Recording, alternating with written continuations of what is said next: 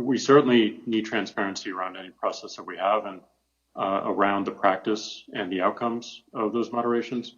But I think having more control so that individuals can moderate themselves, pushing the power of moderation to the edges and to our customers and to the individuals using the service is something we'll see more of. And I also believe that having more choice around how algorithms are altering my experience and creating my experience is important. So being able to turn off ranking algorithms, being able to choose different ranking algorithms that are found, written by third-party developers in somewhat of an algorithmic marketplace, I think is important and a future that would excite and energize us. Thank you. I've appreciated my interaction with both of your companies in the run-up to this, and I think both of you said some meaty things there about ways we can move toward greater transparency, so I'll follow up again. Thank you, Mr. Chairman. Thank you. Senator Whitehouse. Thank you, Chairman. Gentlemen, let me start with just a moment's history to give some context to my questions. When the tobacco industry discovered that its product was deadly, it responded to that news with a systematized program of denying that set of facts. The upshot for the tobacco industry was not great. It was found in federal court to have been engaged in massive fraud and was put under court order to cease its fraudulent behavior.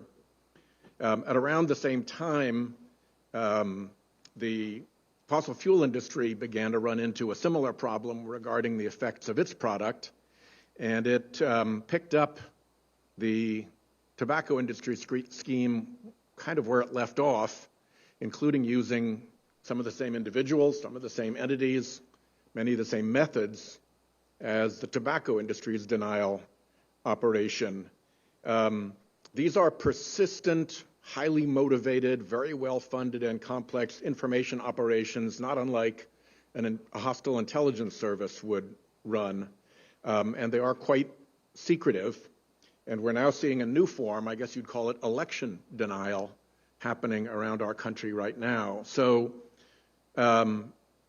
that's the background that I come at this from seeing. And I'm wondering if each of you see a difference between individual error and basically mass disinformation. Is there a difference between odd people with fringe views who offer personal opinions and an orchestrated plan of deliberate misinformation or disinformation that is driven by motivated interests, whether foreign or domestic?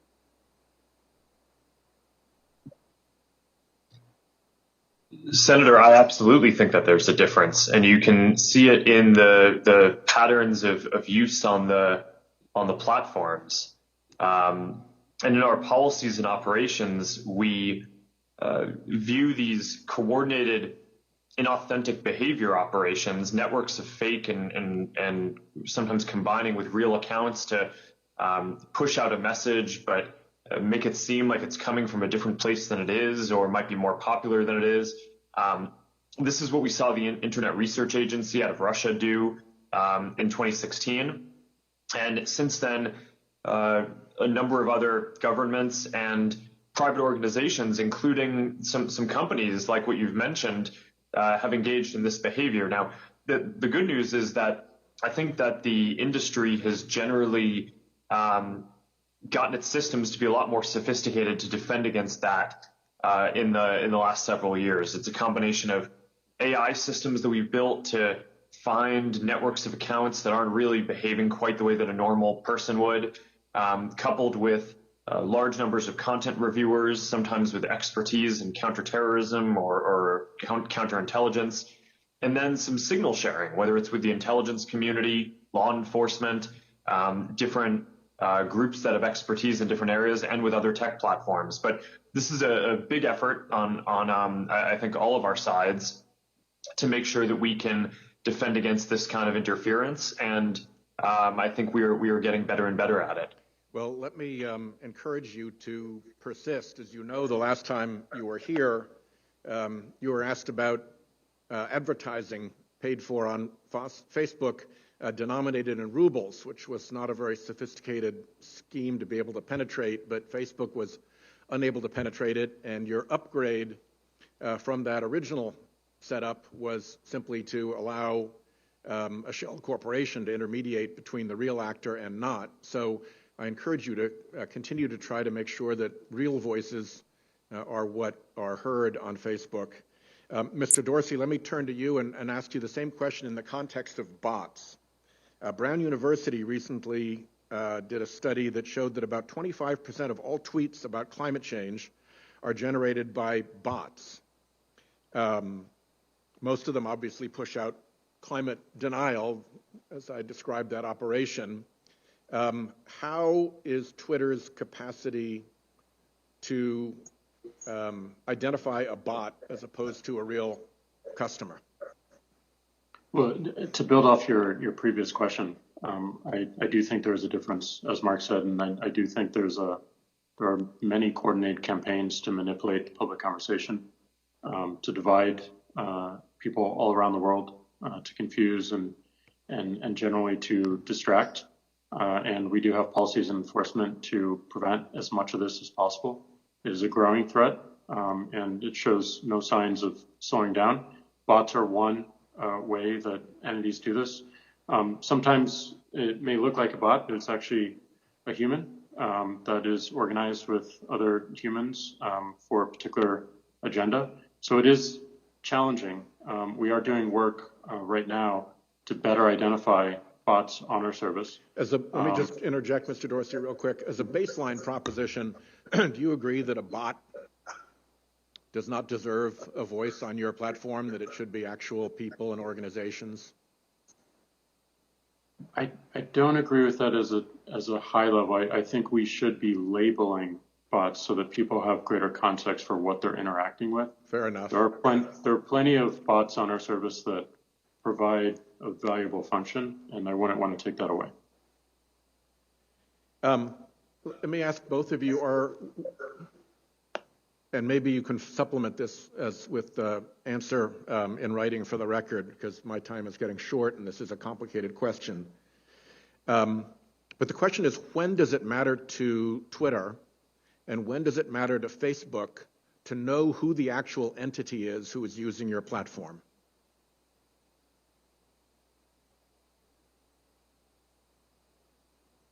Let me start with you, Mr. Dorsey, since Mr. Zuckerberg went first last time. And you can defer to a written answer if you like, because my time's running very short. We'll add to this conversation with a written answer, but I do believe that pseudonymity is important. We have seen its usefulness with activists and with whistleblowers, and I think that is critical. But certainly there are times, and it's judged by a severity of potential outcomes, where we need to dig into identity and take actions. We'll follow up with that, and let me just ask you, since my time has expired, Mr. Zuckerberg, to respond, or have your organization respond in writing. Thank you. Thank you. Before we, Senator Whitehouse brought up something very important, and I'm going to add this as directly as I can. To Facebook and Twitter, do you have any internal research or evidence to suggest that your platforms can be addictive? Mr. Zuckerberg.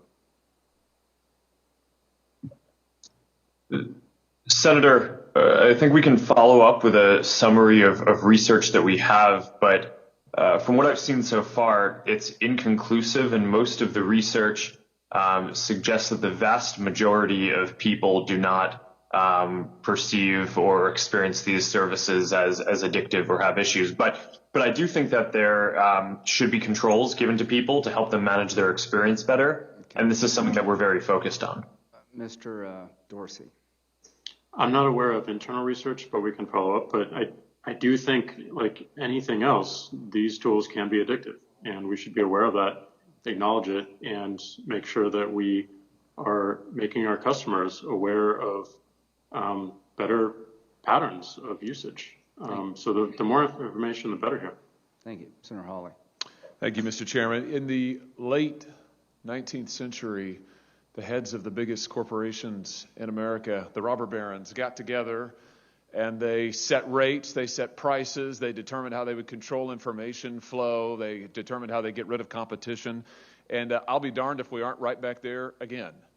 Except for this time, you're the robber barons. Your companies are the most powerful companies in the world, and I want to talk about how you're coordinating together to control information. In recent days, my office was contacted by a Facebook whistleblower, a former employee of the company with direct knowledge of the company's content moderation practices, and I want to start by talking about an internal platform called Tasks that Facebook uses to coordinate projects, including censorship. The Tasks platform allows Facebook employees to communicate about projects they're working on together.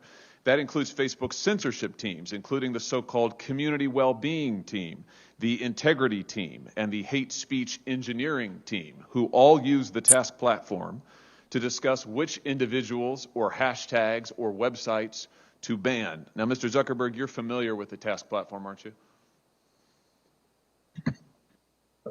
Senator, we use the task system for, I think it's, as you say, for people coordinating all kinds of work across the company, although I'm not sure if I'd agree with the characterization specifically around content moderation that you gave. Well, let's get into that, and let me see if we can refresh your memory and provide folks at home watching with an example. Here over my shoulder is an example. It's a screenshot of the Task platform in use. You'll notice if the cameras zoom in, several references to election integrity throughout on these lists of tasks. Again, this is shared across Facebook's sites, company locations, by working groups. What particularly intrigued me is that the platform reflects censorship input from Google and Twitter as well. So Facebook, as I understand it, Facebook censorship teams communicate with their counterparts at Twitter and Google and then enter those companies' suggestions for censorship onto the Task platform so that Facebook can then follow up with them and effectively coordinate their censorship efforts. So Mr. Zuckerberg, let me just ask you directly, under oath now, does Facebook coordinate its content moderation policies or efforts in any way with Google or Twitter? Senator, let me be clear about this. We do coordinate on and share signals on security-related topics. So, for example, if there is signal around a terrorist attack or around child exploitation imagery or around a foreign government creating an influence operation, that is an area where the companies do share signals about what they see.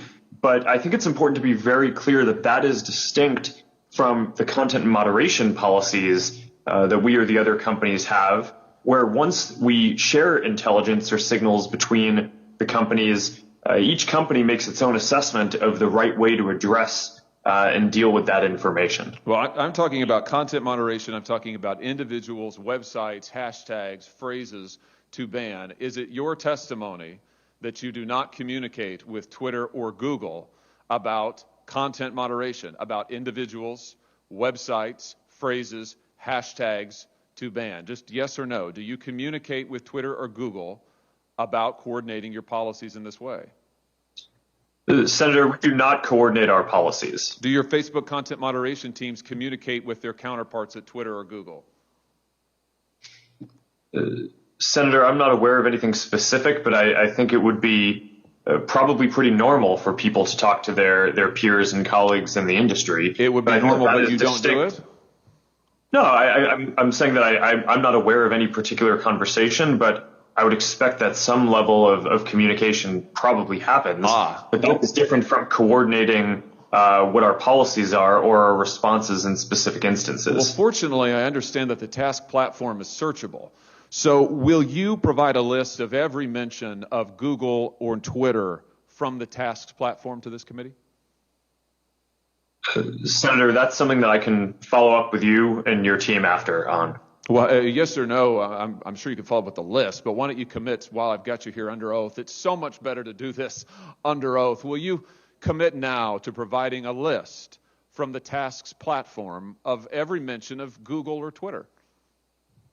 Senator, respectfully, I'm without having looked into this, I'm not aware of any sensitivity that might exist around that. So I don't think it would be wise for me to commit to that right now. So but that's I would a be no. happy to follow. How many items on the task platform reflect that Facebook, Twitter, and Google are sharing information about websites or hashtags or platforms that they want to suppress? Senator, I do not know. Will you provide a list of every website and hashtag that Facebook content moderation teams have discussed banning on the task platform? Senator, again, I would be happy to follow up with you or your team to discuss further how we might move forward on that. But will you commit to it here? Senator Cruz and Senator Lee both asked you for lists of individuals, websites, entities that have been subject to content moderation. You expressed doubt about whether any such information exists, but you've also now said that the task website, you've acknowledged the task platform exists, that it is searchable. So will you commit to providing the information you have logged on the task website about content moderation that your company has undertaken? Yes or no? Senator, I think it would be better to follow up once I've had a chance to discuss with my team what any sensitivity around that would be that might prevent the kind of sharing that you're talking about. But once I've done that, I would be happy to follow up. All right. So you won't commit to do it here. We could, of course, subpoena this information, but I'd much rather get it from you voluntarily. But I think let everybody take note that Mr. Zuckerberg has now repeatedly refused to provide information that he knows that he has and has now acknowledged that he has, that Tasks has under oath. Let me switch to a different topic. Mr. Zuckerberg, tell me about Sintra. What is the Facebook internal tool called Sintra? Senator, I'm not aware of any tool with that name. Well, let me see if this refreshes your memory. There's a demonstrative now over my shoulder. Sintra is a tool that Facebook uses to track its users, not just on Facebook, but across the entire internet. Sintra tracks different profiles that a user visits, their message recipients, their linked accounts, the pages they visit around the web that have Facebook buttons. Sintra also uses behavioral data to monitor users' accounts, even if those accounts are registered under a different name. And you can see a shot here, a screenshot provided to us of the Sintra platform. We blocked out the user's name in the interest of privacy, although you can see this individual's birth date and age, when they first started using Facebook, their last login, as well as all manner of trackings. How many different devices have they used to access Facebook? How many different accounts are associated with their name? What accounts have they visited? What photos have they tagged? And on and on and on. Mr. Zuckerberg, how many accounts in the United States have been subject to review and shut down through Sintra? Senator, I do not know because I'm not actually familiar with the name of that tool. I'm sure that we have tools that help us with our platform and community integrity work. But I am not familiar with that name. Do you have a tool that does exactly what I've described and that you can see here over my shoulder? Or are you saying that that doesn't exist? Senator, I'm saying that I'm not familiar with it and that I'd be happy to follow up and get you and your team the information that you would like on this. But I'm limited in what I'm familiar with and can share today. It's always amazing to me, Mr. Chairman, how many people before this committee suddenly develop amnesia. Maybe it is something about the air in the room. Let me ask you this. When a Facebook employee accesses a user's private information, like their private messages or their personally identifiable data, is a record made of that, Mr. Zuckerberg? Sorry, Senator, could you repeat that? Is a record made of any time a Facebook employee accesses a user's private information, personally identifiable information, for example, messages? Is a record made any time a Facebook employee does that? Senator, I believe so. Does it trigger an audit? Senator, I think sometimes it may. How many audits have been conducted? Senator, I do not know the exact number of audits. Can you audits give me a list? Senator, we can follow up on that to see what would be useful here. Will you? I'm almost finished, Mr. Chairman. Will you commit to giving us a list of the number of times Facebook employees have accessed users' personal account information without their knowledge? Yes or no? Senator, we should follow up on what would be useful here. It is, of course, in the operations of the company, if someone reports something, sometimes necessary for people at the company to go review and understand the context around what is happening when someone reports something. So this is fairly frequent and is a matter of course. We do have security systems that can detect anomalous patterns to flag, but we should follow up in more detail on what you're interested in. Mr. Chairman, I'll just say in closing that what we have here is clear evidence of coordination between Twitter, Google, and Facebook. Mr. Zuckerberg knows he has the tools to track this, but he either doesn't remember or won't commit to letting us see it. We have evidence of Facebook tracking its own users all across the web. Mr. Zuckerberg won't answer questions about it, can't remember the name, isn't sure if the tool is deployed in this way, and won't commit to giving us basic information. I submit to you that this is both totally unacceptable and totally predictable, because it is exactly what these tech companies have done to the American people and to Congress for years now, which is why it is time we took action against these modern-day robber barons. Thank you, Mr. Chairman. Senator Klobuchar. Thank you very much, Mr. Chairman. I'm, as you know, the lead Democrat on the antitrust subcommittee, and I'm going to take a little different approach here than Mr. Hawley did when it comes to competition policy, because I understand why they might be coordinating when it comes to security. What I want to focus on is what I think we're seeing all over this country, not just in tech. We're seeing a startup slump. We're seeing more and more consolidation. And throughout history, we've seen that is not good for small businesses. It's not good for consumers. And it's not good for capitalism in the end. Even successful companies, even popular companies, and even innovative companies are subject to the antitrust laws of this country. When I asked Mr. Pichai about this at the Commerce Committee hearing a few weeks ago, he told me Google was happy to take feedback, and my response was that the Justice Department already provided feedback in the form of a federal antitrust complaint. And I know there is investigation reportedly going on out of the FTC right now regarding your company, Mr. Zuckerberg. So I want to start with exclusionary conduct regarding excluding smaller competitors by limiting interoperability with the Facebook platform. The investigation that we saw in the House recently gave us a number of examples of companies, excluded companies, including Vine, Stacklum, MessageMe, and Arc. And my view is this conduct, exclusionary conduct, not only damaged the ability of these smaller businesses to compete, but it deprived customers of convenient access. You're one of the most successful companies, biggest companies in the world, Mr. Zuckerberg, Facebook. Do you think that this is fair competition or not with regard to the interoperability and how you've conducted yourself with these other companies? Senator, I'm generally strongly in favor of interoperability and building platform and API access for companies to be able to access. That's why we built the Facebook platform in 2007.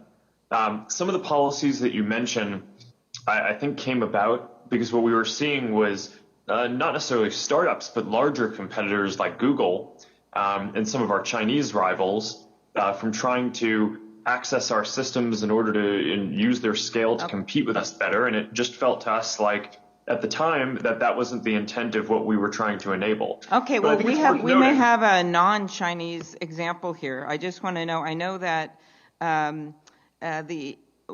maybe we could hear from Mr. Dorsey, and I have concerns about Facebook's treatment of Twitter's subsidiary Vine. It's my understanding is that once Facebook recognized Vine as a competitor after Twitter acquired it in 2013, it cut off Vine's ability to interoperate with Facebook so that Vine users couldn't upload their videos to Facebook. And then I think that Twitter shut down Vine in 2016. Mr. Dorsey, could you tell me about the actual impact of Facebook's actions on Vine's business, on Vine's ability to compete, and on your decision to shut down the service? And I know you're not a Chinese company. Well, I don't know about the intent on the other side, but I know our own experience was we found it extremely challenging to compete with Vine. And ultimately decided that the ball moved past us and we shut it down. Again, I don't know the specifics and the tactics and what was done, but we did find it very, very challenging market to enter, even though we existed prior to some of our peers doing the same thing.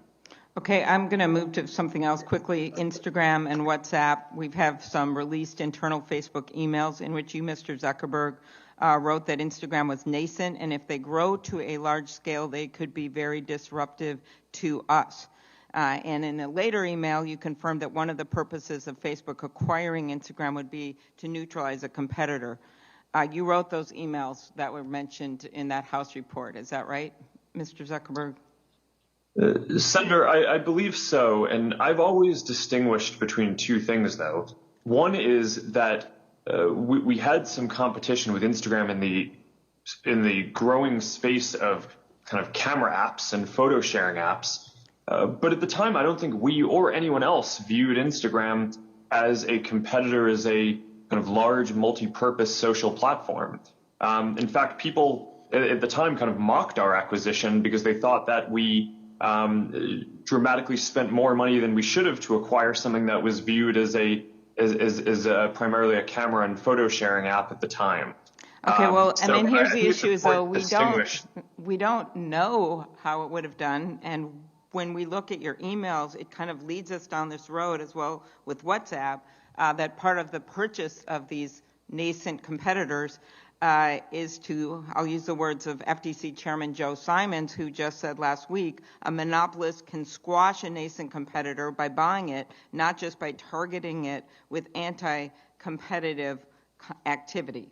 So I know that this is a subject of investigation. Maybe we'll be hearing something soon, but I think it's something that committee members better be aware of, not just with Facebook, but what's been going on with these deals that have gone through and how it's had led to more and more consolidation, and how we as the Senate, and I just talked to Chairman Graham about this last week, could actually do something about this by changing some of the standards in our laws to make it easier to bring these cases and not just involving tech. So I want to go to something here at the end, the political ad discussion we had in front of the Commerce Committee, Mr. Zuckerberg. I know you said that Facebook had made over $2 billion on political ads over the last few years. You said this was your, quote, relatively small part of your revenue. I know that, but it's a kind of a big part of the lives of politics when that much money is being spent on ads. This is a bill I actually have with Senator Graham. Yet we have seen these political ads that keep creeping through despite your efforts to police them on your own. And this is why I would so badly like to pass the Honest Ads Act. One ad that went through, it says, in 3 battleground states, ballots marked for Donald Trump had been discarded. Poll, will voter fraud only increase closer to November? So it stated in 3 battleground states, paid ad, ballots marked for Donald Trump have been discarded. This played between September 29th and October 7th, 2020, had up to 200,000 impressions. Does this ad violate Facebook's policy? Sorry, can you repeat what the ad was? The ad was an American Action News ad. They've advertised a lot of on your platform, and it said in 3 battleground states, ballots marked for Donald Trump had been discarded. This was pre-election. Senator, I don't know off the top of my head if that specific ad violates our policies. I'd be happy to follow up. Okay, would you commit to a policy where actual people's eyes, people could review these ads instead of just being hit with algorithm review? Senator, we do have review and verification of political advertisers before they can advertise. Okay, so does every ad go through a human being? Like the Senator, TVs do? I think our policy is that we want to verify the authenticity of anyone who's doing political or social issue advertising. And I think it's worth noting that our people reviewers are not in all cases always more accurate than the technical system. So are you saying a human being reviews every ad? It's just really yes or no, or I don't know. Senator, I don't know. Okay. I don't think so. Well, we'll follow up then in the written. And then you brought this cease and desist order against NYU for publishing a report that noting over the last 2 years, Facebook has not properly labeled approximately 37 million in political ads. why would you not support this project? Why would you bring a cease and desist against them? Senator, is that the project that was scraping the data in a way that might have been That's your definition, the but it's FTC consent decree that we have? the reason it's happening is we privacy? haven't passed the Honest Ads Act. But so they're not violating privacy. They're trying to get the ads so people can see the ads. Other campaigns, journalists, everyone. Senator, you know that I support the Honest Ads Act and agree that we should have that passed, and even before that, that we've implemented it across our systems. But I think in the case that you're referring to, that project was scraping data in a way that we had agreed in our FTC consent decree around privacy that we would not allow. So we have to follow up on that. And make sure that we take steps to stop that violation. Okay, last, Mr. Dorsey, do you think there should be more transparency with algorithms? As part of this is not just, and I'm off of the ads now, I'm on just generically. Part of this is that people don't know how this data is going across the systems and across the platforms, and people basically are buying access, has been my impression. So that even if you say, like, what's the news in the last 24 hours, old stuff comes up, something's gone awry from the beginnings of this. Would it be helpful, do you think, if there was more transparency with algorithms? I do think it would be helpful, but it's technically very, very challenging to enforce that. I think a better option is providing more choice to be able to turn off the algorithms or choose a different algorithm so that people can see how it affects one's experience. Okay, thank you. And I ask that both of you look at the bill that Senator Kennedy and I have, the Journalism Competition and Preservation Act, to help the content providers negotiate with digital platforms. Thank you. Thank you. Senator Tillis. Thank you, Mr. Chairman. Thank you, gentlemen, for joining. Mr. Chairman, I know you've asked the question a couple of times about whether or not these platforms can be addictive. I think they probably can be based on what I've read and one of two ways. They could be just the nature of the personality and engagement in a tool that can that they can somehow relate to. But I also think there's a transactional addiction, and I think you also mentioned social dilemma.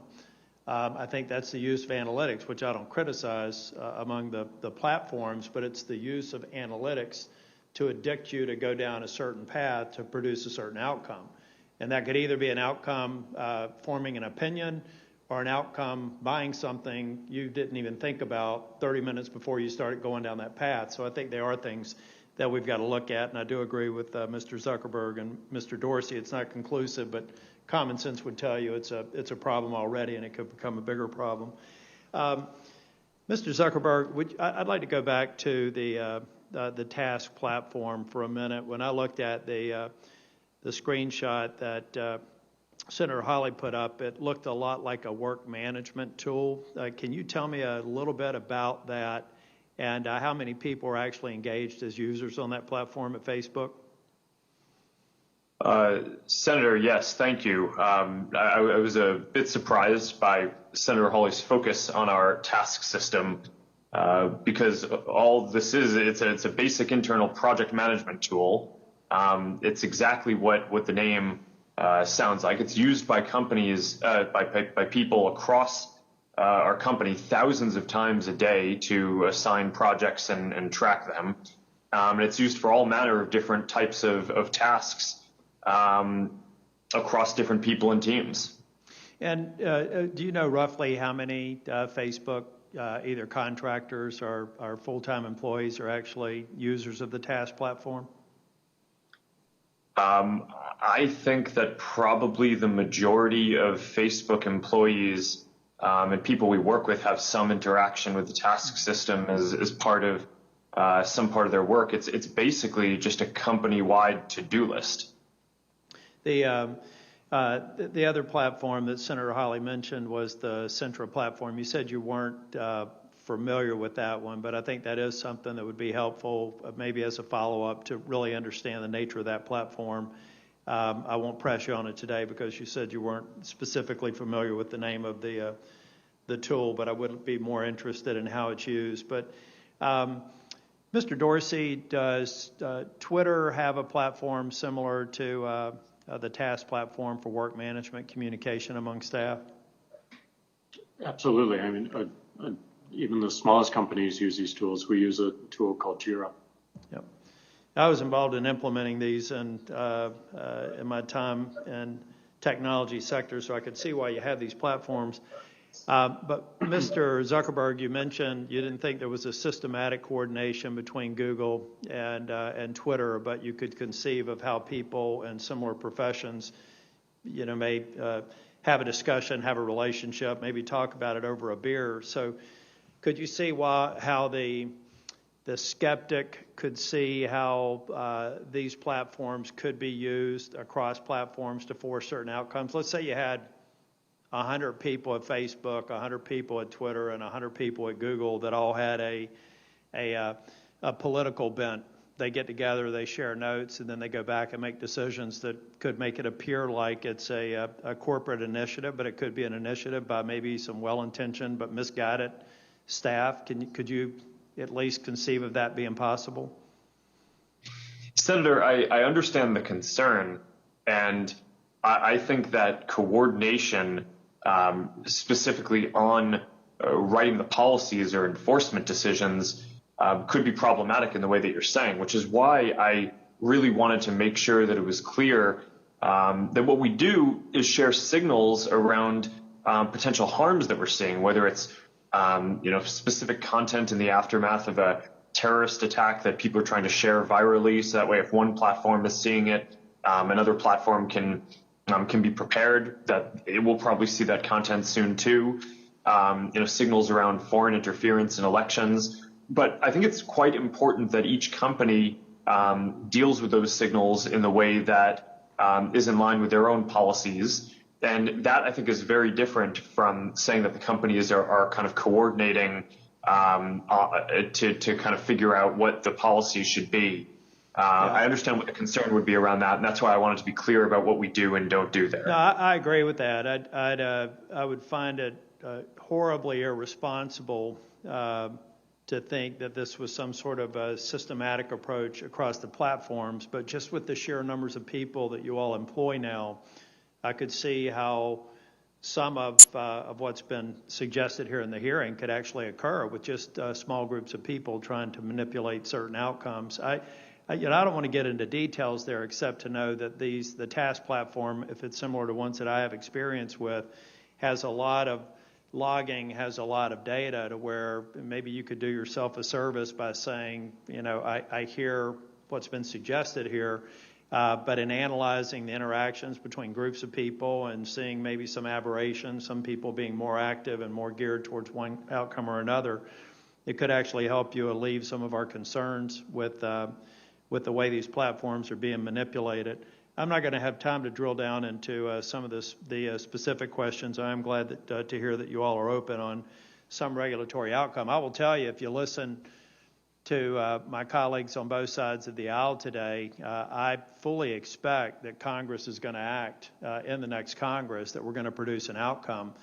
And some people think that that's not possible because that maybe the Republicans and Democrats are far apart. But if you listen to what they're asking you, they're concerned with a kind of outcome that they didn't like on social media in equal measure. So I do believe that you would be well served to come to the table as an industry and identify things. Mr. Zuckerberg, I like what you've said about transparency. And Mr. Dorsey, I do think that the algorithms, when you talk about the sheer scale, are probably the most sustainable way to go.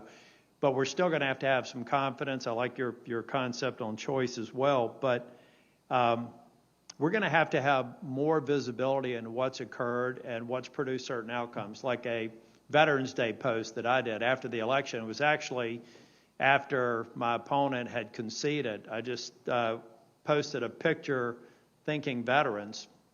And for a period of time, I think it was suspended and directing people towards election results. I would like to think if that was a result of an algorithmic decision, that my opponent, who almost certainly posted a veterans ad, and every other person who was up for election got a similar treatment, because if they didn't, it would seem to me that there was some other factor in play if these algorithms are being applied to the base of, in that case, political commentary from elected officials or candidates. So I view this hearing as an opportunity to seek your commitment on two things. One, I mentioned to you all yesterday, I've got a intellectual property subcommittee hearing in the middle of December. I would like to have a Facebook and Twitter representative there. I know you're very different platforms, but I think you play very prominently in a hearing that Senator Coons, who's sitting across from me now, would like to have you represented. I think I can speak for Senator Coons that would be helpful, and we'd like to get your commitment to have witnesses for that hearing in the middle of December. Mr. Zuckerberg, can I get that commitment? Senator, yes, we will make sure that we have the right subject matter expert to join your hearing. Thank you. And Mr. Dorsey? We'll follow up with determining the best course of action. Thank you. And then we'll be following up on a series of questions that I'd like to ask that let me get my head around some of the analytics information that I think you almost certainly have, and hopefully be willing to share it. But we'll do that in a collaborative way in my office. Thank you for being here today. Thank you. We're going to take a 5-minute break. I think our witnesses have requested a break, and they certainly have earned it. And if that's okay with you, Senator Coons, we'll come back in about 5 minutes. Thank you.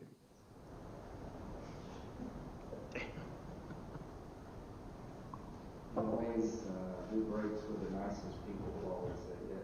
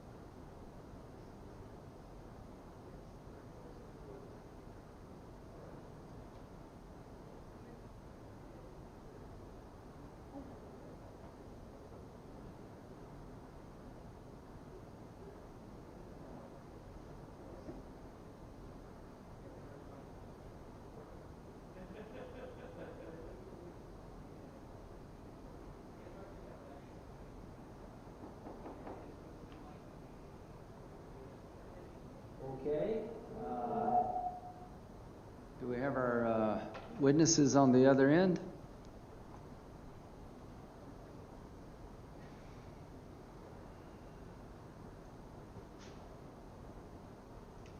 Mr. Zuckerberg, Mr. Dorsey?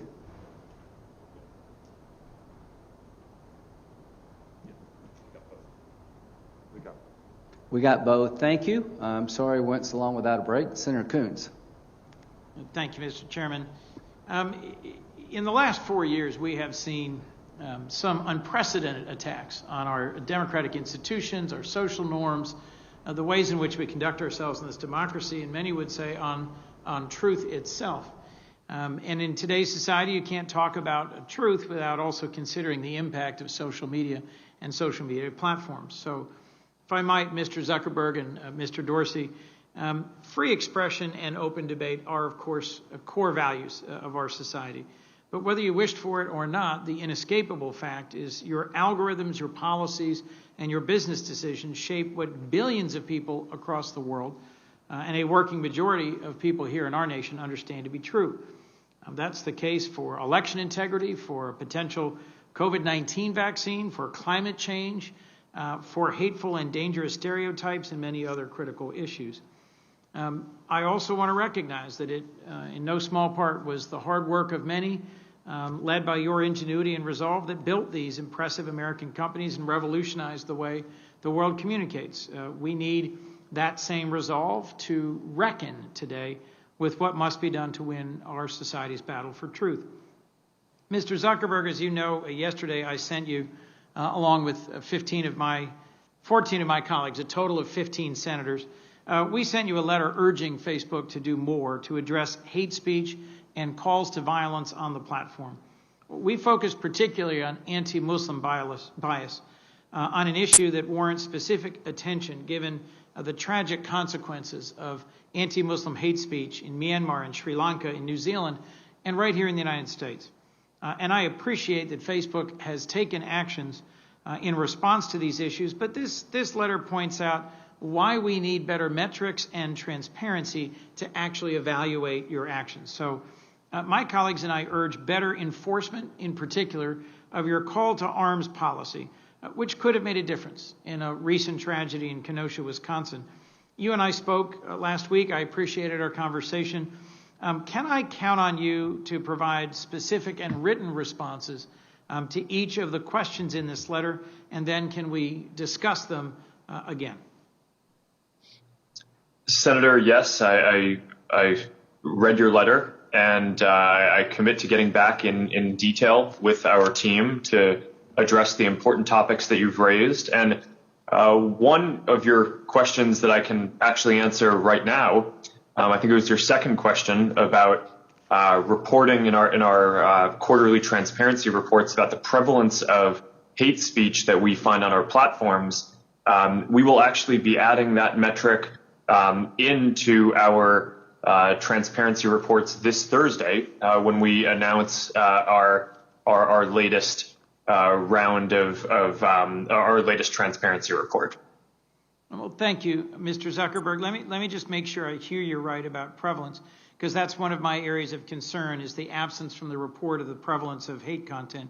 You mean you'll be reporting not just what percentage of hate speech on the platform you're identifying, catching, proactively removing, but the total volume?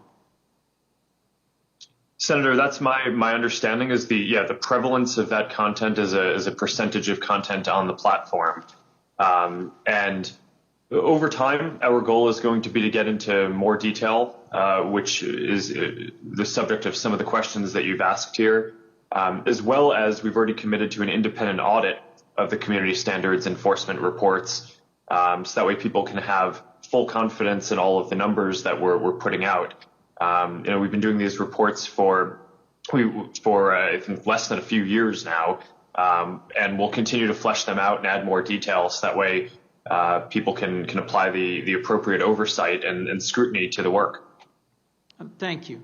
I want to move on for a moment, if I could, about your call to arms policy. You said earlier today that Facebook made an operational mistake in not taking down an event page that called for people to bring weapons to a public park in Kenosha.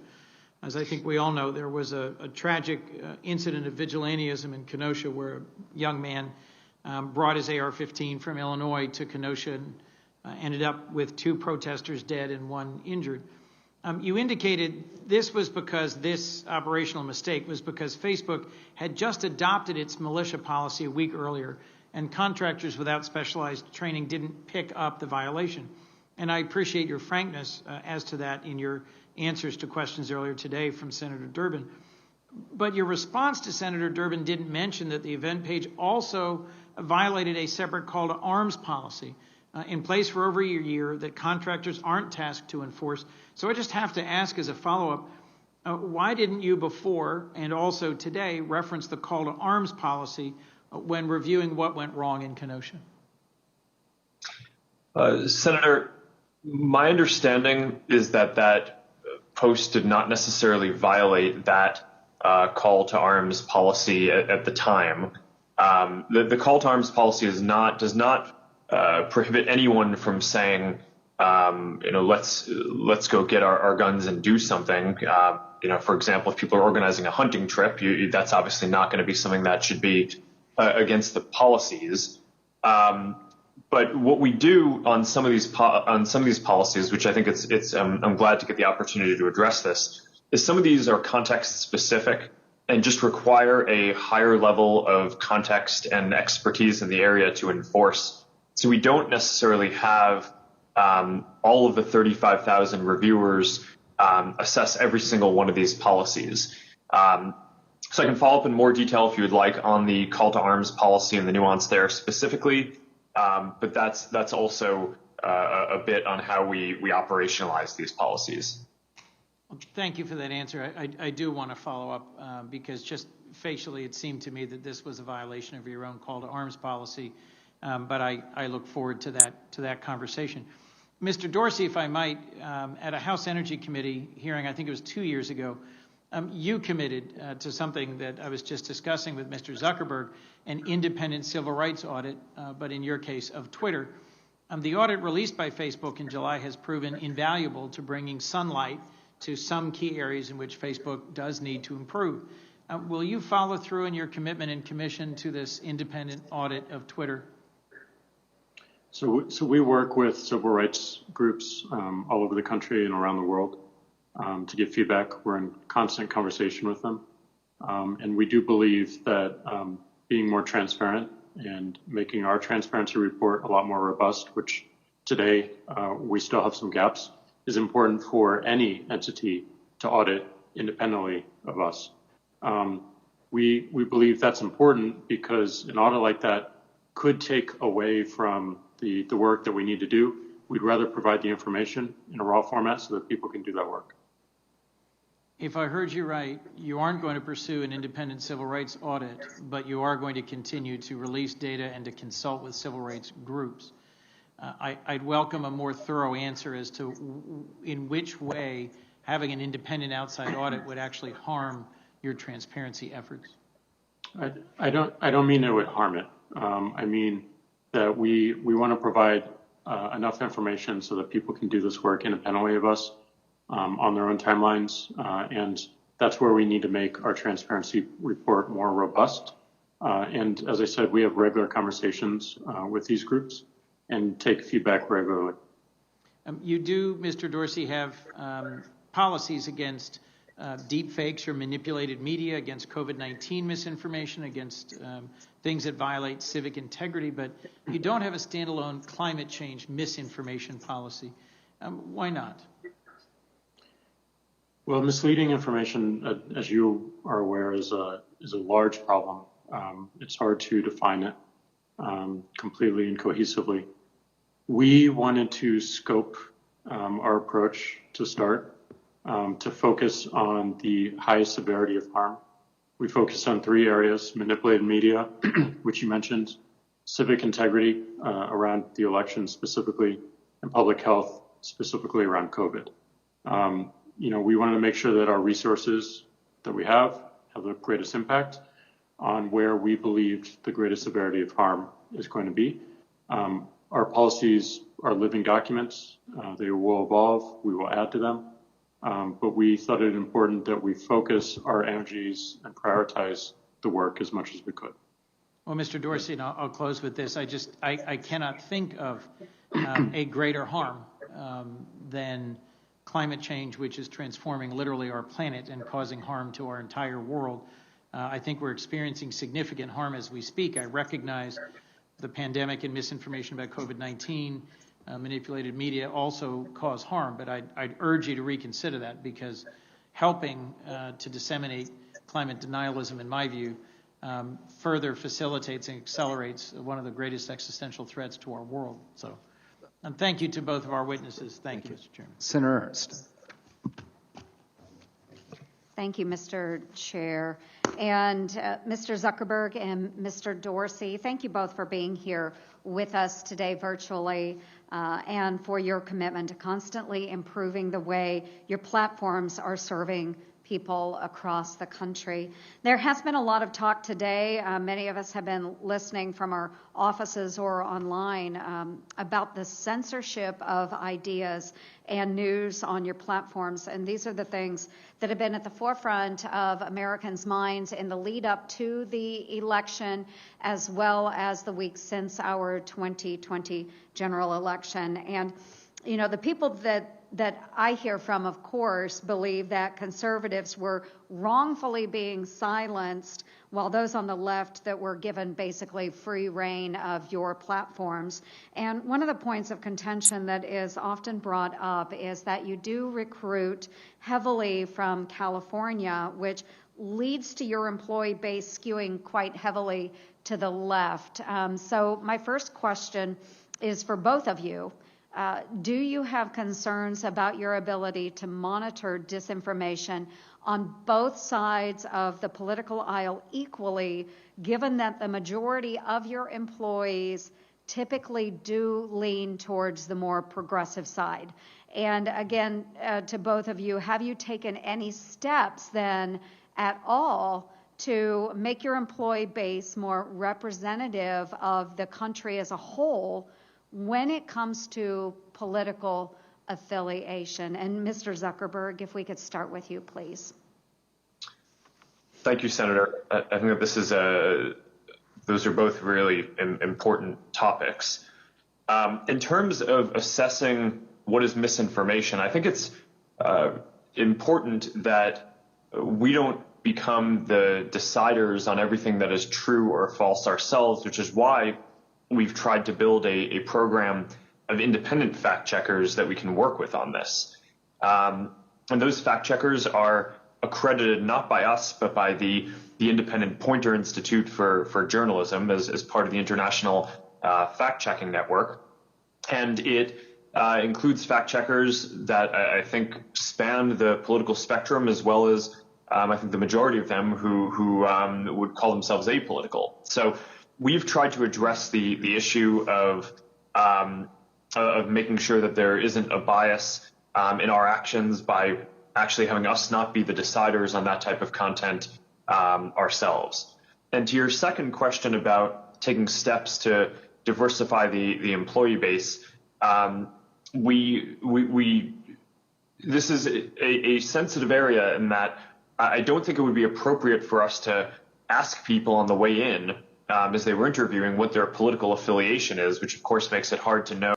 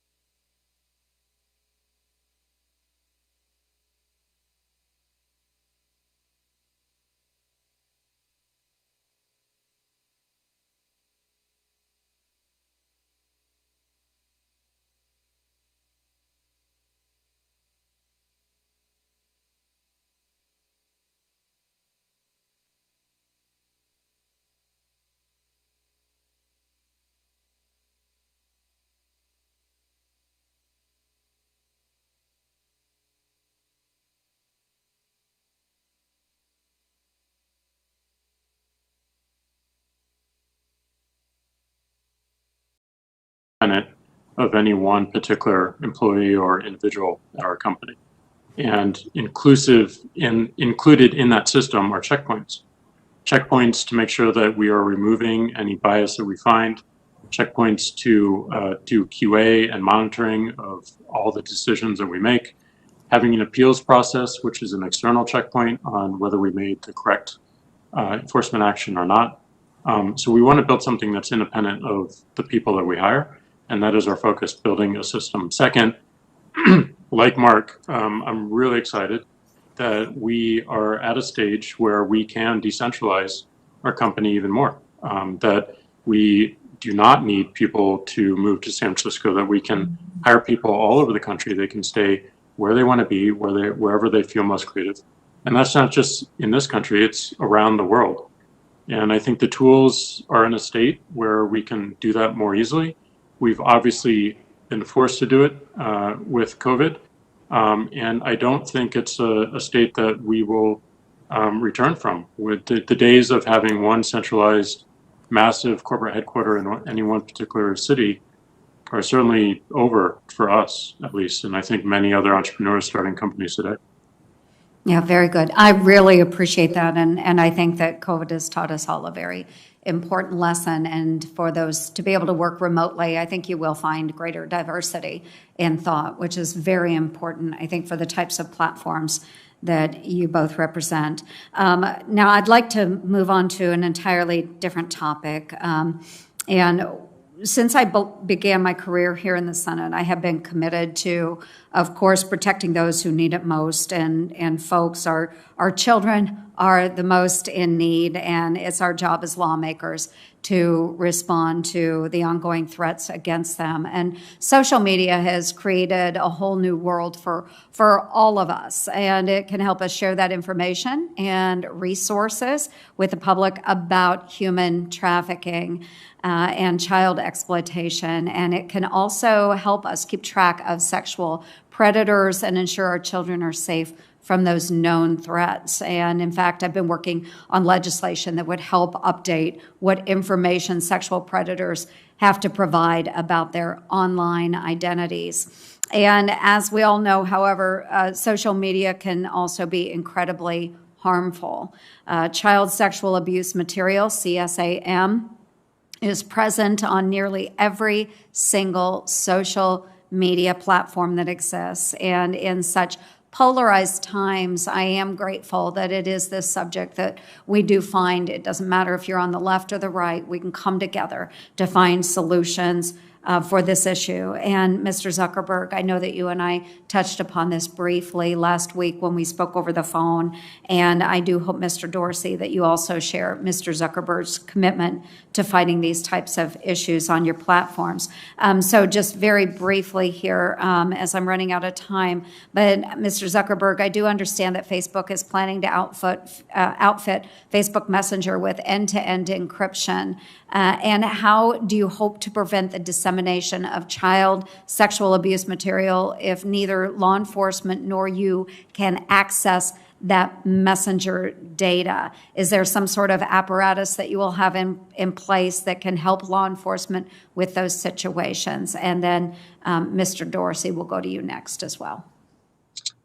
Senator, thank you for this. I think you're right on every count in what you just said, both that child sexual exploitation is one of the gravest threats that we focus the most on.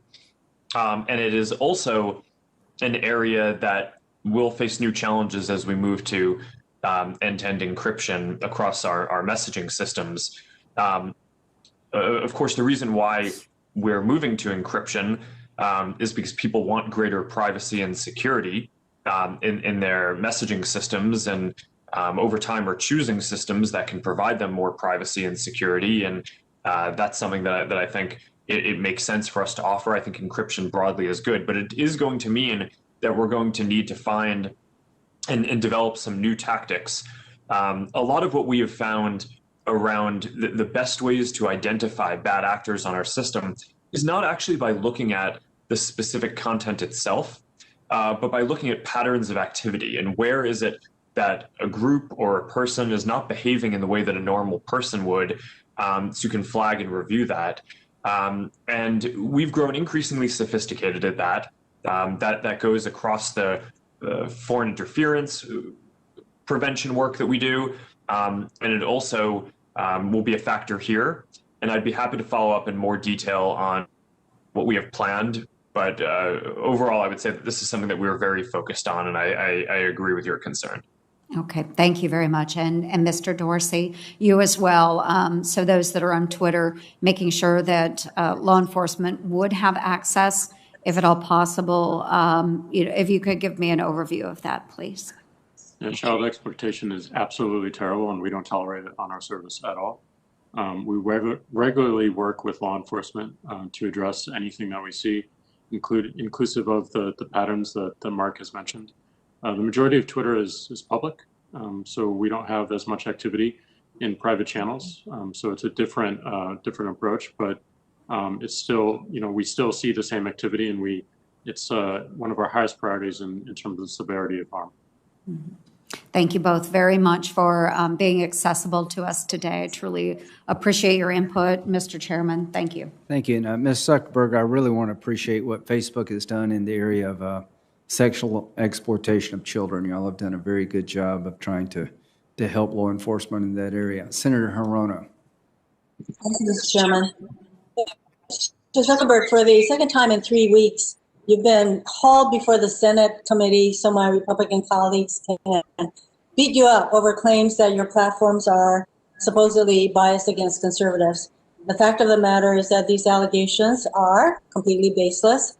Everyone who has systematically looked at the content of social media, from Media Matters to the Cato Institute to former Republican Senator John Kyle, has found absolutely no evidence of anti-conservative bias. And data from CrowdTangle show that far-right content from the likes of Fox News, Ben Shapiro, David Bongino dominates the daily top 10 most engaged pages on Facebook. So all of these allegations about the fact that you hire or all of your employees are left of center is relevant of nothing. Certainly not relevant of some sort of anti-conservative bias in terms of your content moderation. So the way I see it, this hearing is a transparent effort by my Republican colleagues to work the refs. And unfortunately, in my view, it is working. 2 weeks ago, the Washington Post reported that Facebook has bent over backwards to avoid claims that it was biased against conservatives. And it removed a strike against Donald Trump Jr.'s Instagram account that would have penalized him as a repeat offender. Apparently, one of several strikes removed from the accounts of Trump family members. Pro-Trump super PAC American First Action was allowed to post material rated false by Facebook's third-party fact checkers without penalty. And these are just a few examples. And they are nothing new. In 2019, Facebook included Breitbart, a website described by its co-founder as a platform for the alt-right, as one of its trusted news sources. And early in 2019, Facebook selected the Daily Caller, another site with white nationalist ties, to be one of its third-party fact checkers. And the Wall Street Journal has reported how Joel Kaplan, former deputy chief of staff to George W. Bush, stopped changes designed to make Facebook's algorithms less divisive because the changes would have disproportionately affected conservative users and publishers, according to Kaplan. So Mr. Zuckerberg, you founded Facebook, a company with a market capitalization of approximately $80 billion, and you control a majority share of the company's voting stock. And Mr. Zuckerberg, I'm really wondering at what point you will stop giving in to baseless claims of anti-conservative bias and start exercising your control over Facebook to stop driving division and actually, to quote you, build community and bring the world closer together, end quote, as you claim is Facebook's mission. My questions to both of you. A recent Harvard study found that President Trump was the single biggest source of voting-related misinformation in the run-up to the presidential election. Since the election, President Trump has only continued the lies on Twitter and Facebook, falsely claiming that he won re-election and that the election is being stolen from him. But the truth is, Joe Biden won the election, as major news networks and the Associated Press have confirmed. In response to President Trump's lies, you have, at most, added a warning label, while still allowing the president's misinformation to remain online. In response to questions from Senator Feinstein, you defended the labels, claiming they point people to a broader conversation around the election. I have serious questions about the effectiveness of these labels, particularly since President Trump and his allies continue to spread their lies. For both of you, what evidence do you have that these labels are effective in addressing President Trump's lies? Response, please. So, and I think Mark mentioned this earlier as well. We are doing a retrospective on the effectiveness of all of our actions through the election. We believe the labels point to, as you said, a broader conversation that people can see what's happening with the election and with the results. We don't want to put ourselves in a position of calling an election. That is not our job. So we're pointing to sources and pillars that have traditionally done this in the past, and that is the intention of the policy. That's the intention of the labeling system. Mr. Zuckerberg? Senator, we view the additional context that we put on posts as part of an overall response and effort to make sure that people have reliable information about the election. So we don't expect that it's just going to be when people are seeing a post that may be casting doubt on a legitimate form of voting or may have misinformation that we can correct and help people understand how they could really vote, for example. So that's why we put the Voter Information Center prominently on the top of Facebook and Instagram for months leading up to the election, and kept it up afterwards so people can see reporting on the results. As I mentioned in my opening statement, 140 million Americans visited that. I think this was the largest voting information campaign in the history of our country. So I think when taken together, these actions were quite strong of an effort to communicate accurate and reliable information to people at the times when they needed it about how they could vote in the election, encouraging them to vote, having confidence in the election system, knowing who and when the election had been called. It's just part of an overall system. My time is running out, and so all of the information, the actual information, voter information you provide, that is good. But we're talking about all of these misinformation, and actually outright lies that are put out by the president, and you have these labels. And I really have questions as to whether or not this kind of labeling, and I'm glad that at least Mr. Dorsey is determining whether these labels do anything to actually create a larger framework for discussion. I really seriously consider, doubt whether that is actually happening. Since I'm running out of time, I just wanted to get to, Donald Trump as president, you consider him newsworthy, so a lot of his posts get on whether they contain misinformation, especially on whether he won the election and COVID, you name it, the fraudulent elections that he alleges, etc. But I'm wondering, what are both of you prepared to do regarding Donald Trump's use of your platforms after he stops being president? Will he still be deemed newsworthy, and will he still get to use your platforms to spread his misinformation? Senator, let me clarify my last answer. We are also having academics study the effect of all of our election measures, and they'll be publishing those results publicly. In terms of President Trump and moving forward, there are a small number of policies where we have exceptions for politicians under the principle that people should be able to hear what their elected officials are saying and candidates for office. But by and large, the vast majority of our policies have no newsworthiness or political exception. So if the president or anyone else is spreading hate speech or inciting violence, or posting content that delegitimizes the election or valid forms of voting, those will receive the same treatment as anyone else saying those things. And that will continue to be the case. Remains to be seen. Mr. Dorsey? So we do have a policy around public interest, where for global leaders, we do make exceptions in terms of whether if a tweet violates our terms of service, we leave it up, but we leave it up behind an interstitial, and people are not allowed to share that more broadly. So a lot of the sharing is disabled, with the exception of quoting it, so that you can add your own conversation on top of it. So if an account suddenly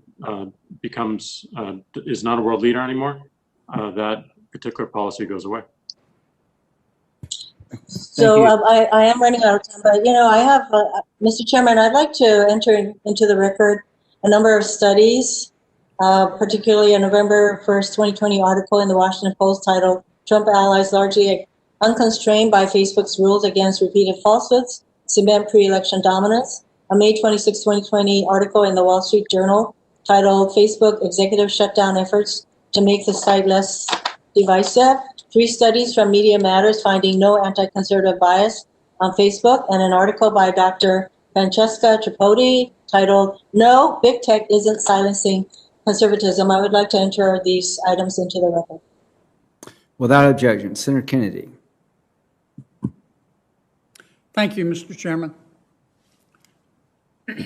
Gentlemen, each of you has founded an extraordinarily successful company. And they're both American companies. And I think I would be remiss if I didn't say congratulations. I'm very proud of the fact that it was American ingenuity that did this. I think we can also both agree that both Twitter and Facebook have enormous power as a result of your success. You're not companies, you're countries, at least in terms of power. I want to test a point of view here. I'm not sure I subscribe to it, but I want to get your thoughts on it. Mr. Dorsey, do you believe everything you read? No. Why not?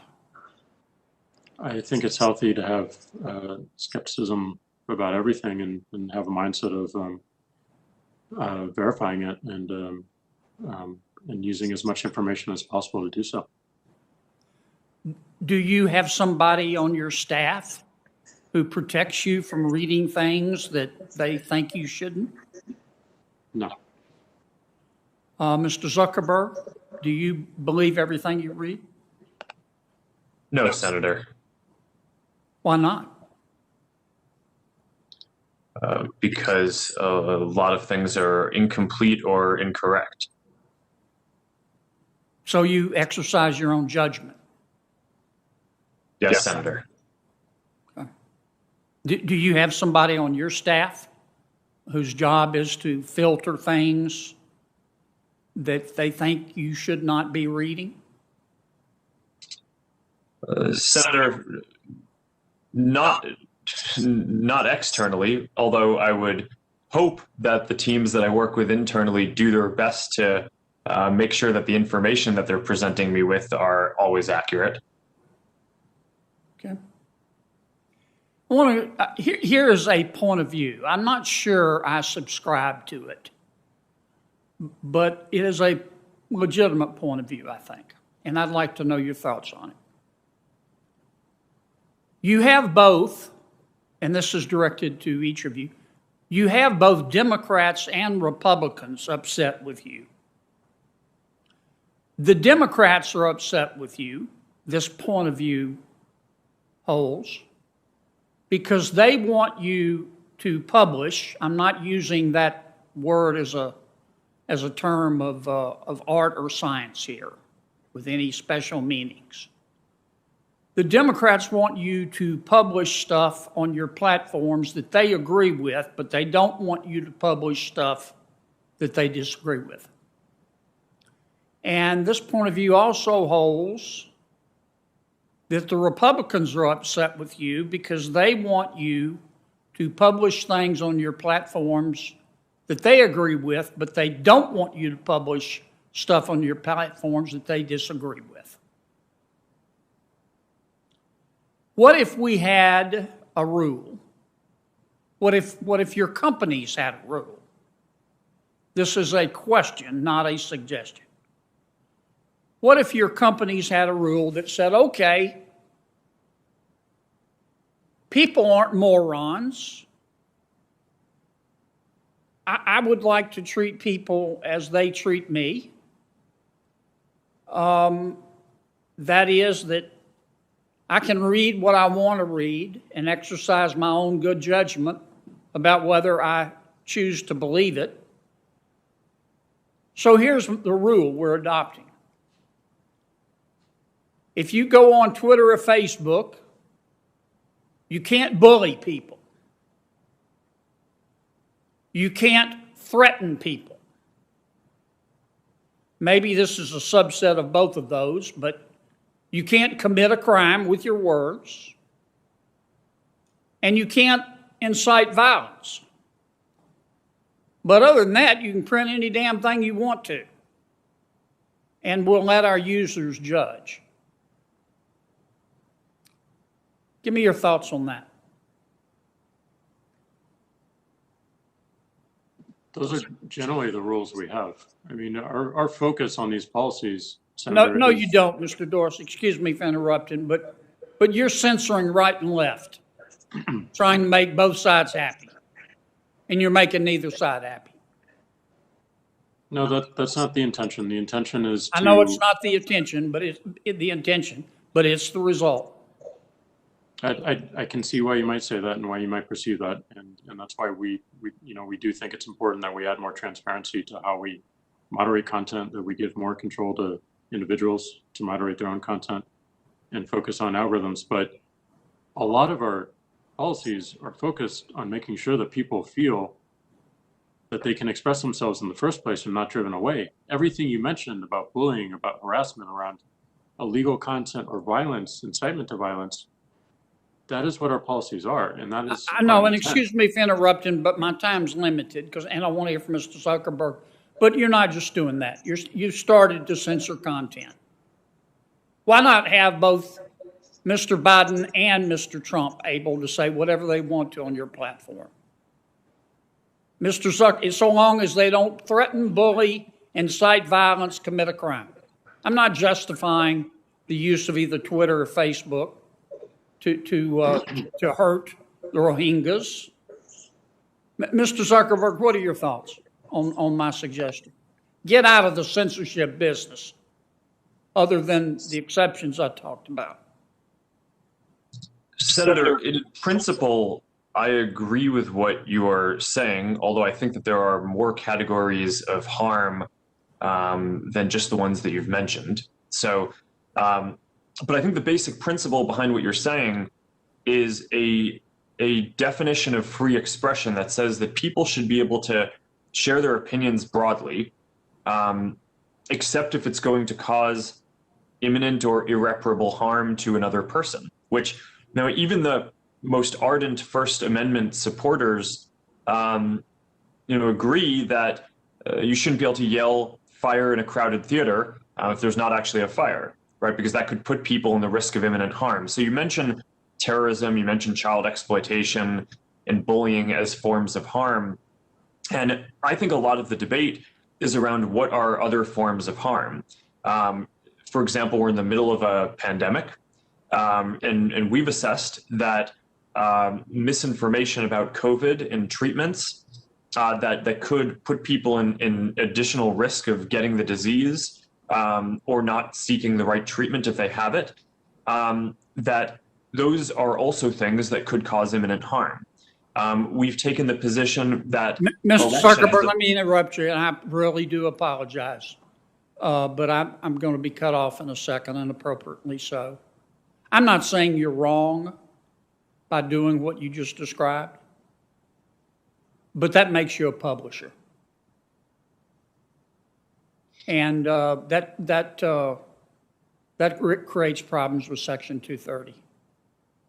And I just think one point of view is that at some point, we've got to trust people to use their own good judgment to decide what they choose to believe and not believe, and not try to assume that we're smart and they're stupid, and that we can discern believable information and information that shouldn't be believed, but everybody else is too stupid to do it.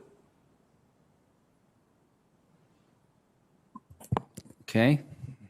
I'm done. Thank you, Mr. Chairman. I think you put your finger on a really, maybe the central issue, Senator Kennedy, is how do we let people make up their own minds without what they're saying, creating violence or threats to others.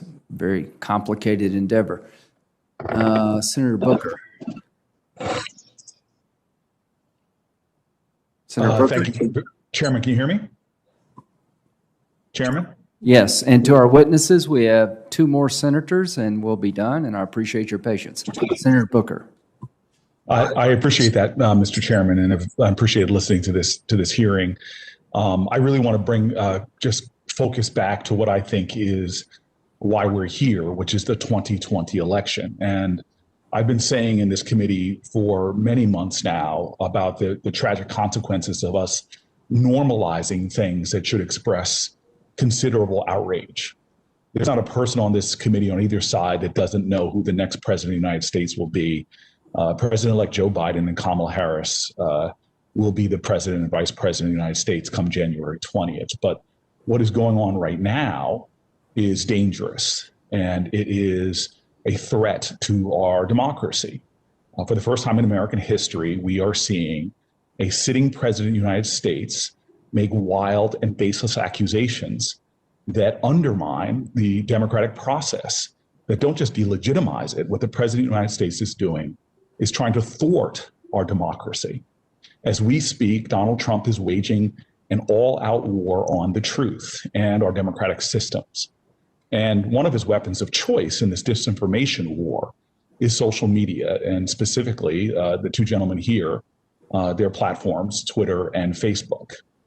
You have the tools to prevent him from weaponizing these platforms to degrade our democracy and our democratic institutions and to cause such damage that even after January 20th, it could be one of the first times that millions of Americans think and believe that this election was what is baselessly being charged by Donald Trump. And so let's be clear on what's happened. Donald Trump's shameful and shameless lies that are persisting about voter fraud and the outcome of this election were some of the most engaged content on social media in the days after the election. By one measure, during the week after the election, his posts on Facebook made up every single one of the top 10 most engaged posts in the United States, and 22 out of 25 of the top most engaged posts in our country. And his number one post, the top of them all, was a false declaration of victory. On Twitter, his tweet on falsely claiming victory was viewed by millions of users. This was and is not just a disinformation campaign by the President of the United States, but literally the most powerful person in our country doing an all-out assault on the constitutional ideal of a democracy that he was sworn to protect. So let's take a step back, because I think this would be bipartisan if we looked at what was happening in another country. If we saw, and I'm on the Foreign Relations Committee, and I know how we come together on issues like this. If a strongman leader of a democracy had denied his loss in an election, in a democratic election, made consistent and constant baseless claims about fraud, if he fired military leaders while his foreign minister talked about a smooth transition of the defeated leader's next term, even potentially in jest, any government looking at this situation, including ours, would be putting out statements urging calm and calling for the peaceful transition of power, for the rule of law, for the honoring of democratic norms and traditions. And so we're seeing concrete consequences right now of President Trump's rhetoric. We are actually in the midst of the 4th largest mass casualty event in American history. This is not just something that should not be treated with calm and normalcy, but we all, people who believe in this country, should be standing up and talking about the consequences. We have his political appointee, the General Service Administrator, refusing to designate Joe Biden as president-elect and provide the transition team the resources mandated by federal law. It was not that long ago that the 9/11 Commission said that one of the things that undermined our ability to meet the terroristic threats to our country happened because of a transition that was undermined, or excuse me, a transition that did not happen in the normal course. President Trump's actions since Election Day should shock all of us who care about the welfare of our democracy, who care about our norms. And I hope the platforms here can maintain the highest levels of vigilance. And so to the gentleman before us today, I'd like to ask specifically, have you taken any steps to modify your platform's algorithms to ensure that blatantly false election disinformation posted by election officials, and specifically the most powerful person in the United States, Donald Trump, isn't amplified, that his posts that might get a lot of interactions that are dead wrong don't somehow get boosted by your algorithms? If you could both respond to that as quickly as possible.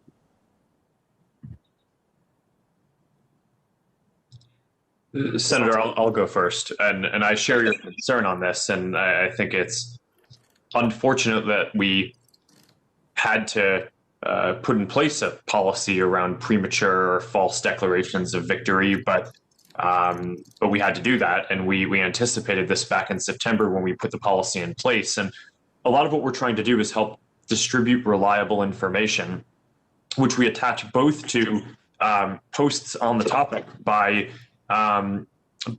President Trump or any of the other candidates or elected officials who are talking on the subject.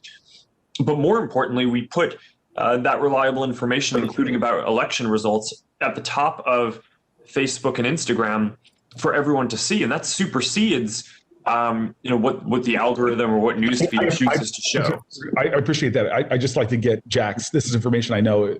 Jack, if you want to just respond on the algorithm, excuse Mr. Dorsey, do you want to respond about the algorithms too? Do you have specific measures that you're taking to prevent your algorithms from boosting false content?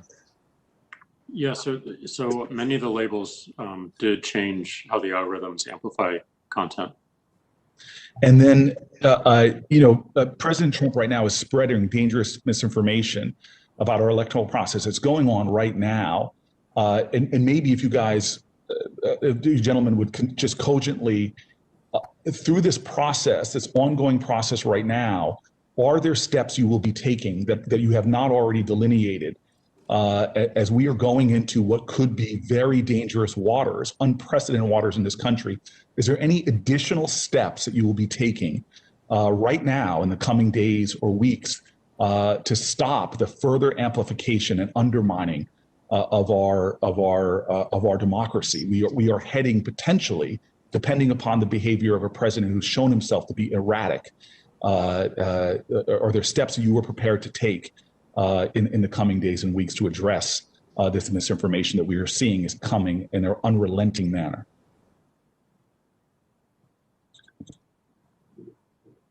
Senator, yes, this is unfortunately an eventuality that we planned for, and we've taken a number of steps, not just including the fact-checking program that we've set up broadly, but we stopped recommending all civic and political groups as an example because of the risk of misinformation or harm growing there. We've temporarily paused all political ads because of a risk of potential abuse or kind of inflaming tension or potential unrest or violence. And there are a number of other steps that we've taken like this as well. that we've done in other countries when there are risks of civil unrest, and that we've shown have worked. So I'd be happy to follow up in more detail on all of the steps that we're taking there. Oh, thank you. Your team has been helpful. Mr. Dorsey, any new steps that you want to give me? And I'm now treading on the indulgence of the chairman, if you could be really cogent. Any new steps? We're going to continue to remain vigilant around our enforcement of civil integrity. I think it's really important that we stay agile and that we learn. So we need to learn about the effectiveness of this work and how to carry it forward. Right, and if the chairman would indulge me in one more sort of question to Mr. Zuckerberg. I was really pleased that the group Stop the Steal, which was a group formed on Facebook with disinformation, trying to delegitimize the election. I was grateful that you all suspended that account after 24 hours. But I'm concerned about what lessons you've learned, because clearly outside groups like the Center for Countering Digital Hate flagged that group's posts containing calls to violence hours before Facebook did. And I'm wondering what you all have learned about speed. There's an old saying that a lie can travel halfway around the world while the truth is still putting its pants on. What does Facebook really factor in terms of speed and trying to combat surges of disinformation about this group? And maybe another example, an additional sort of addendum to that question, Mr. Zuckerberg. Mr. Bannon, Twitter, for example, permanently suspended Mr. Bannon's Twitter account. It suspended his show's Twitter account after he made horrendous steps about acts of violence against Dr. Fauci and FBI Director Wray. But not only, I guess I'm just simply asking, why would Facebook not take the similar steps and similar stand? So, Mr. Zuckerberg, very cogently, could you talk about that speed issue? And then when your platforms diverge, I'm really wondering why one platform in Twitter saw that as a standard to remove, but you all have did not follow in that decision. Thanks, Senator. I'm happy to address both of those. On speed, you're certainly right that that's important. And part of what we focus on is figuring out which types of messages or things are going to go viral quickest. Because it's not just about trying to get to everything within, in 5 hours, for example. It's actually much more important to get to the harms that are going viral quickly within an hour, even if some things that are probably not going to get much distribution at all might be deprioritized for a little bit longer. So I think making sure that we stay on top of what are the hashtags, what are the groups, what are the messages, who are the bad actors who are trying to spread this content. And as we see the threat evolving, we are typically able to evolve and move faster as well. So we're very focused on that. Thank you very much. Anything Mr. Chairman, if I could ask you, I just want to give you an amen, Chairman Graham. The second part of that question, I'd love to get on the record, but I just want to say to you, you mentioned earlier, and I know you said that Chairman Graham will be chairman again, but I think you really said something really important earlier about the effects of social media platforms on our kids. I can cite many studies, like the University of Pittsburgh, who said that kids are on social media have about twice the rates of eating disorders and image concerns. I just would really say, and I know that two gentlemen there would welcome the opportunity to come and discuss that perhaps with other experts, but there's something really going on in terms of the self-esteem, well-being, and even flourishing of our children who are deeply affected by these platforms. Whether you want to use a technical term like addiction or not, there's enough evidence that these platforms and children's engagement on them is causing heightened levels of a sort of a deleterious effect on their well-being. And I'd love it if we could do such a hearing sometime soon. We will follow up into the every patient, Senator Blackburn. Thank you very much. Thank you, Mr. Chairman. Last but certainly not least. That is correct, and I appreciate that. And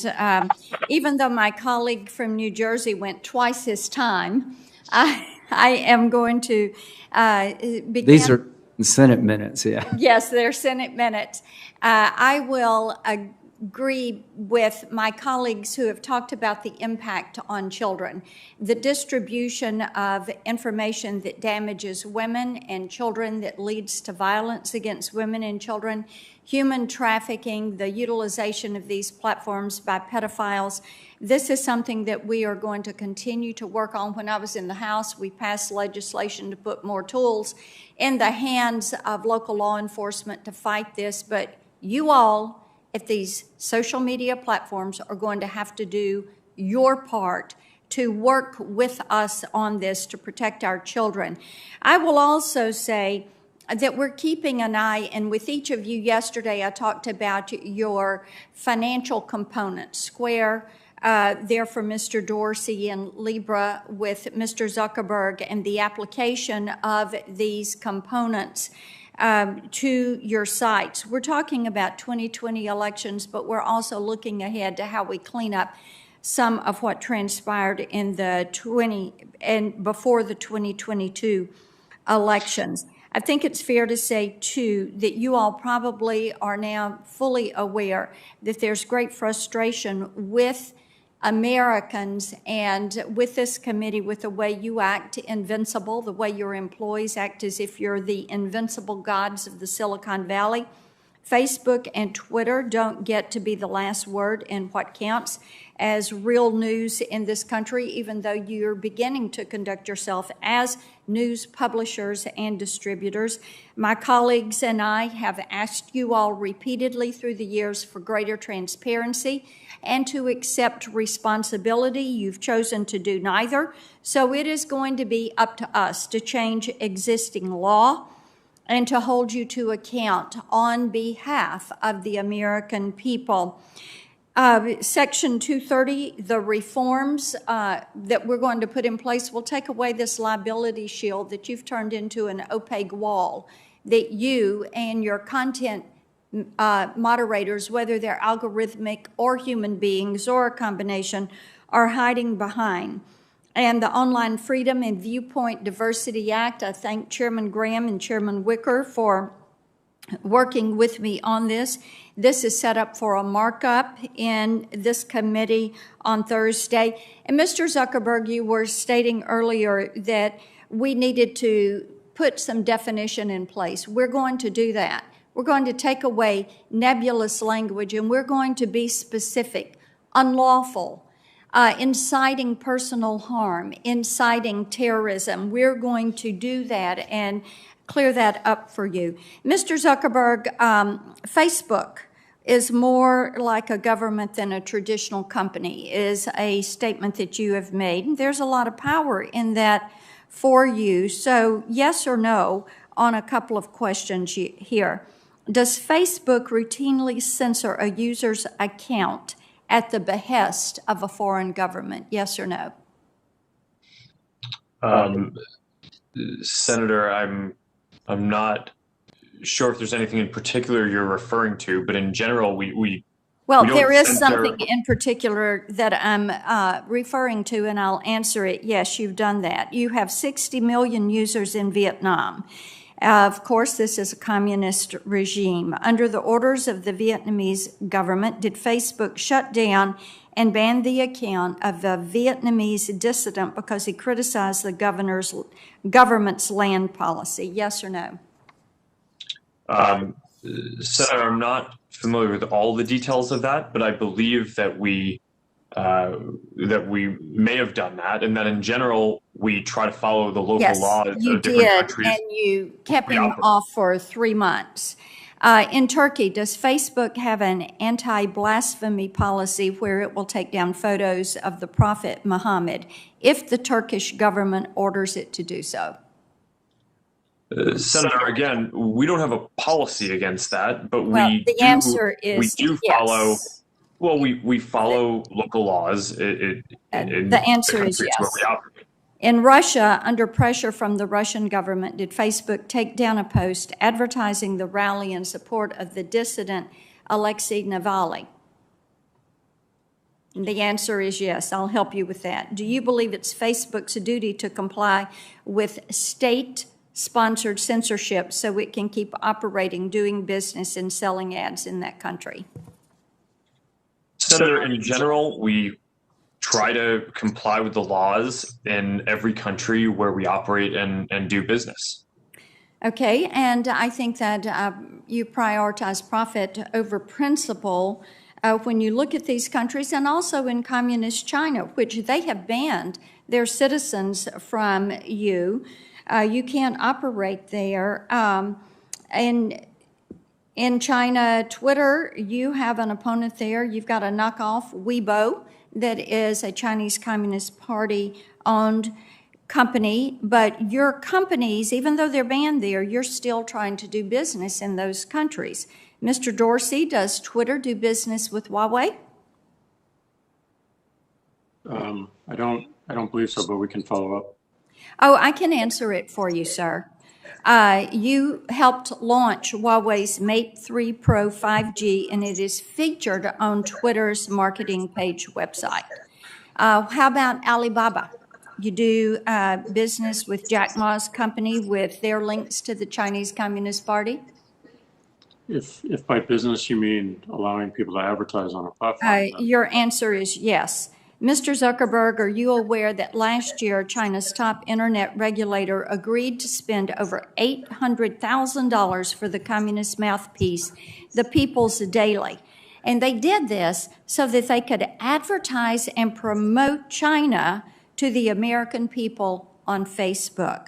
The point of all of this, and the answer to that, Mr. Zuckerberg, whether you're aware or not, is you probably are, and you know that what they're doing is gaining access to this market. This is why we're going to keep a real close watch over what you all are doing with Libra and what you are doing with Square, because we see what has happened. It's important for us to protect people and to protect human rights. And your election, let me move to election content and that monitoring, because we do have concerns about some of the things that happen there. Mr. Zuckerberg, let me ask you this. Have you heard of the Trump Accountability Project? Senator, I'm not familiar with that. Okay, that is a project that is an attempt to blacklist Americans who have served in the Trump administration and to prohibit them from gaining future employment. Now, in communist China, in Putin's Russia, in totalitarian states, the government regularly will issue a blacklist on their enemies. Enemies of the state are banned from getting a job, and if their names fall on the blacklist, they're out. Now, this seems disturbing that it would be happening here in this country. So, Mr. Zuckerberg, do you agree with me there is seriously something wrong with an un-American blacklist tarring people from future employment simply because they belong to a different political party? Senator, I generally agree that people should not be discriminated against because of a political belief. Okay, that is a positive step. Now, on Facebook, I wrote in a post, and I'm quoting, "The Trump Accountability Project is the epitome of the cancel culture. Our nation has long benefited from robust political debate, and this effort to silence those who support our president is vile." As you can tell from this statement, nothing was said about the election or the results, either directly or indirectly.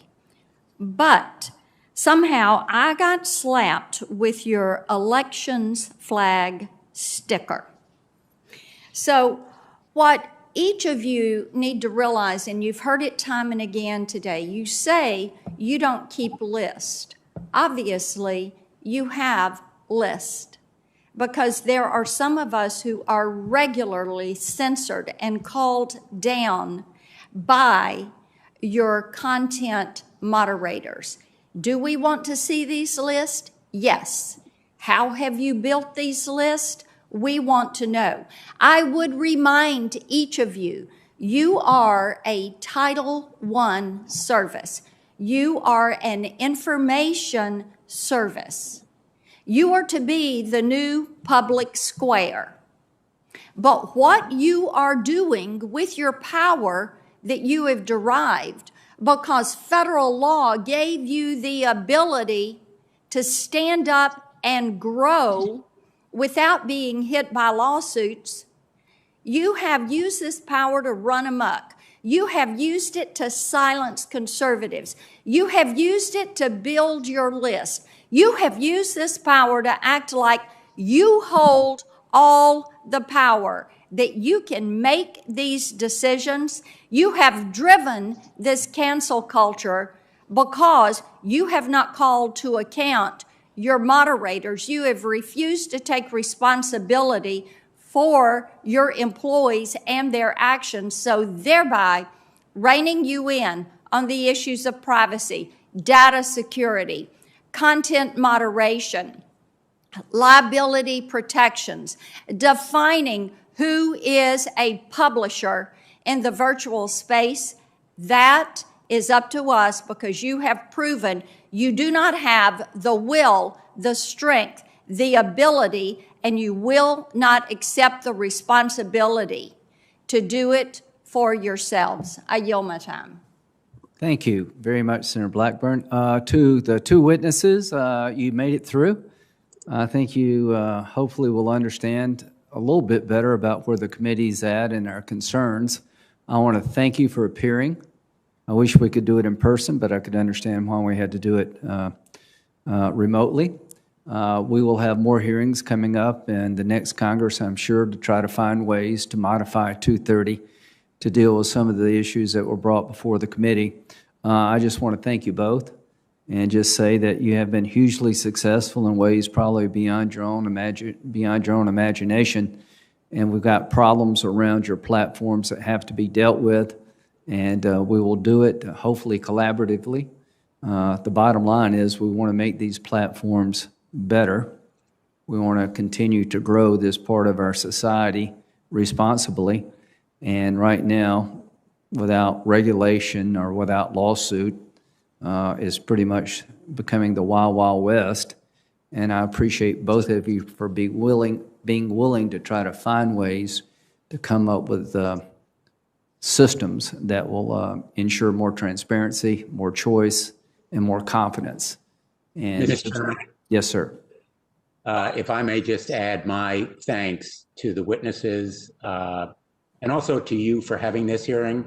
I think there's one certainty here, which is that Mr. Zuckerberg and Mr. Dorsey will be back. They will be back in the next session of Congress. I hope that joining them will be Google and Amazon and others who should be held similarly accountable. And to these two companies, thank you for stepping up to the plate, and the other companies, you need to be here also.